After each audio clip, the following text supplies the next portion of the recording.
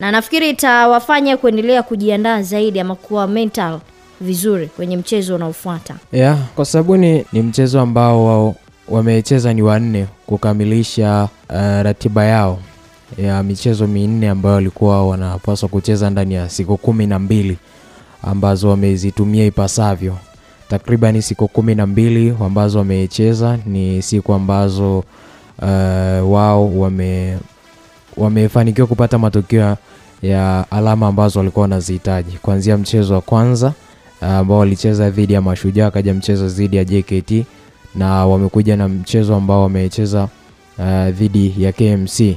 Sasa michezo hiyo yote ukiangalia ni michezo ambayo kwa asilimia kubwa ulikuwa naamini Simba na kwenda kudondosha alama kutokana na michezo ilikuwa ni migumu, lakini wao kwa jinsi ambavyo wamecheza ni dhahiri shairi ya kwamba walikuwa wamepanga plani yao kwenye hizi game, na plani inaanzia kwenye viwanja vya mazoezi, jinsi ambavyo wao watakuwa wanacheza, na jambo ambalo tumeliona kwenye game zote hizo ambazo wamecheza, na wao tunawatazama sasa kwenye mchezo ambao wanakwenda ni mchezo wa ushindani zaidi kutoka ukiachana na hii ya ligi kuu ambayo wamecheza.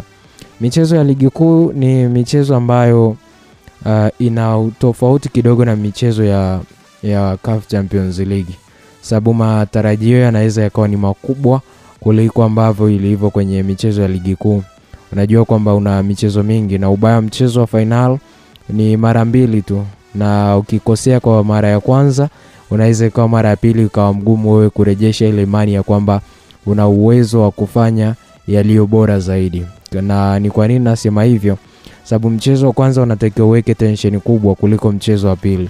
Labda tension utaiweka katika mchezo wa pili ni kutokana na matokeo ya mchezo wa kwanza, kwamba kuna kila ambacho unakiamini unaweza kwa umekifanya kwa asilimia takriban 75, pengine unataka kurekebisha kwa asilimia 100 kwenye mchezo wa pili. Sasa mchezo wa kwanza umebeba matumaini ya kwa kipi ambacho kitakwenda kutokea kwenye mchezo wa pili ambao unaokwenda kufuata. Kwa hiyo na mimi naamini kwamba hizi game ambazo wamecheza za ligi kuu zimewajenga, lakini vile vile wachezaji kwa kwenye fitness, kwamba muda wao walikuwa wanatumika kwenye upande wa michezo. So sitaki kuamini ya kwamba Simba kuna namna ambavyo wao watakwenda kwenye michezo ya CAF hii miwili wakiwa wako down sana.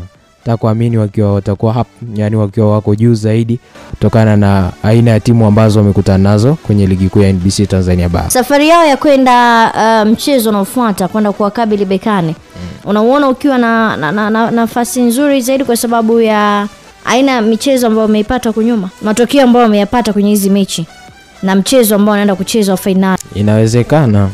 Ni maana nimesema awali kwamba yani ninachowafanya Simba waende wakiwa up sana kwenye mchezo wa CAF wa kwanza ni kutokana na aina ya michezo ambayo amecheza hii ya viporo. Ni michezo ambayo walikuwa wanaekewa imani kwamba wanaenda kupoteza, pengine kuna mchezo mmoja wapo angepoteza alama.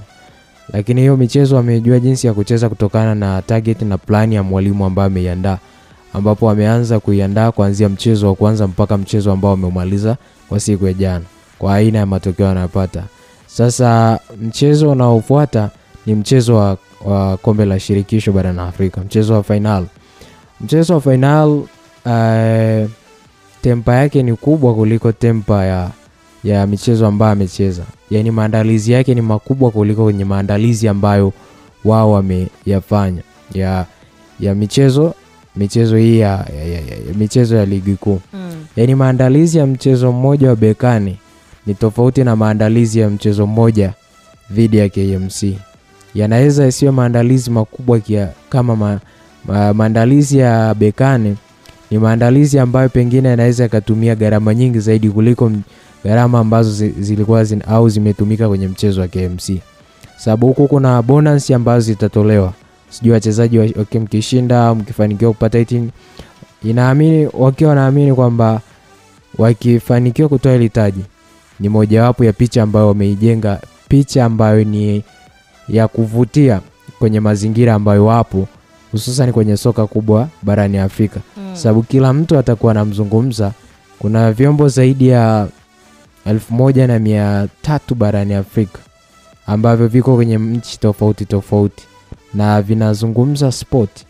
Hasa hivi vyote kwenye hii michuano, kama uendapo Simba atashinda, achana na kuchukua watu wanawazungumza, maana yake vikiulizwa bingwa ni nani wa kombe la shirikisho, maana yake moja kwa moja vinakwenda kuzungumza na vitamzungumza Simba. Maana yake kuna picha ambayo tayari Simba atakuwa ameiweka kwenye kila nchi ya kwamba wao wamefanikiwa kutoa taji la kombe la shirikisho barani Afrika. Kwa hiyo maandalizi yanakuwa makubwa na maandalizi yanabebwa na michezo ambayo wamecheza hii ya viporo.